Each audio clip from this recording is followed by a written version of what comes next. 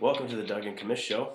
I am Doug, and this is Jake, GM of Burtucky. Jake, I'm glad you're on the show.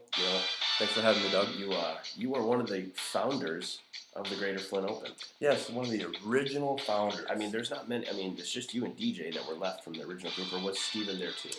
No, just me and DJ. Wow. We're missing a couple of the key members that were still there, no longer with us. Yeah, well, I'll tell you.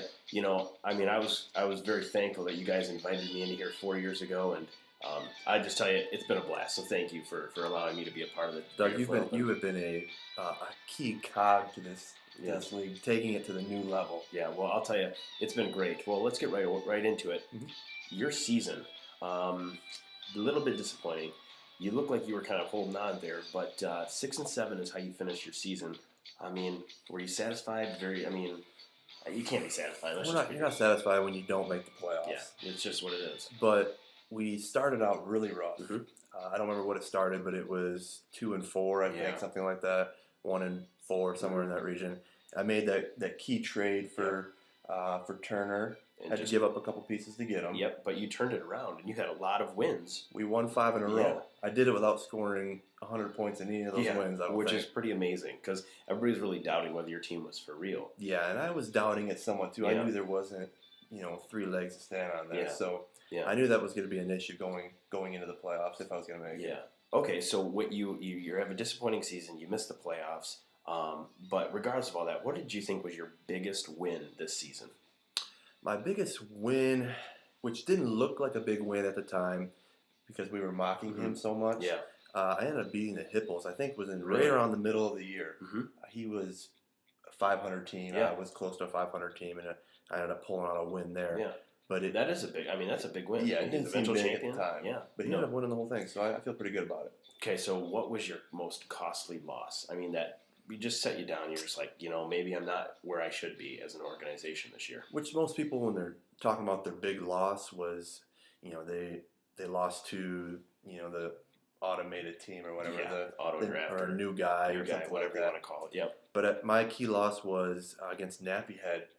It was actually, I was 6-4. Okay. No, 6-3. Okay. 6-3. Had 4 games left. I needed to win 1 to get in the playoffs. And that's the one I thought I maybe could get, and he ended up beating me. So that was a key loss. Yeah, it's a key loss. And Nappy eventually, squirmed his way right into the playoffs, probably based on your victory. He beat me and kind of had some stuff, that head-to-head stuff. Mm-hmm. So anyway, all right.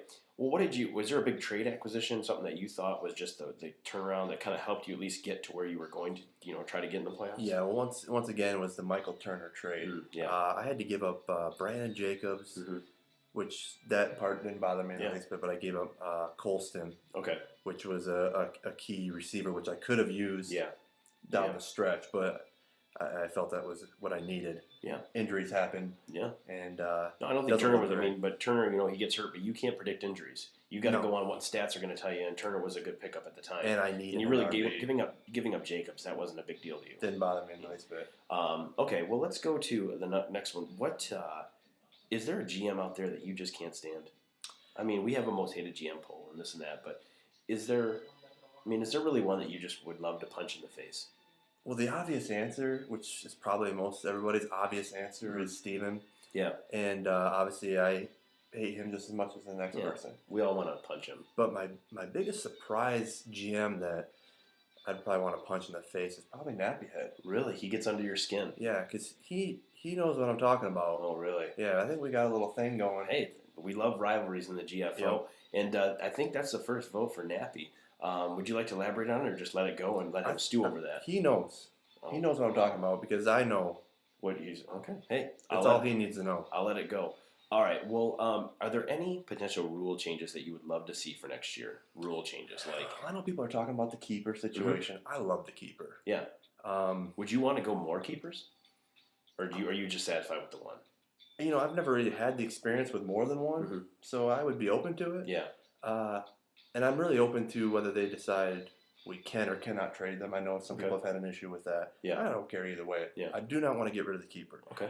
The one thing I'd like to see happen, and we've probably changed this every year, is the playoff situation or the draft situation based on either the playoffs, regular season. Yeah. I know we're kind of doing a mixture of a basketball draft and a football draft. It's just kind of a mix-up lottery type stuff. Mm-hmm. So what would you rather have? I think I'd rather see, similar to how they do it in the NFL maybe, where the draft situations are based on, for the people that don't make the playoffs, mm-hmm. You know how it is, where the Lions are already secured the number 2 pick because they didn't make the playoffs and they know the records there. Yeah. And maybe once the people that are in the playoffs are determined, whoever wins obviously gets the last pick. Okay. Situation. Yeah. Hey, I mean, I'm okay. I see both ways. Obviously, you and I are in the loser bracket type thing, and mm-hmm. so we're just kind of going to be, hoping for the number 1 pick. But a lot of the discussion centers around if you're in the loser bracket, you don't ever have a chance of getting a true number 1 pick because the true number 1 pick is already a keeper right now. Right. So that's why a lot of people have a problem with a keeper, but that doesn't bother you? No, I just want to keep. I want to make sure whatever we do, I want to keep the lottery. Mm-hmm. Yeah. Oh, everybody loves the lottery. I love the lottery. Fantastic. It adds it for another great event. Yeah, it's fantastic. That draft day is just the draft day, the lottery day, both tremendous events in the mm-hmm. GFO. So, all right. Well, looking at your season this year, you said it was a disappointment. What potential changes do we see coming from Burtucky next year? Are you going to have a new name change? You're going to change your stadium, your uniform, the way you manage draft? I mean, what changes are we going to see from you, if any? Nothing like that that'll be that drastic. It'll be probably more of a draft strategy. Okay.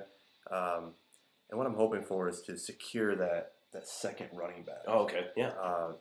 I thought I had something like that going this year. I had Westbrook. I knew wasn't going to be.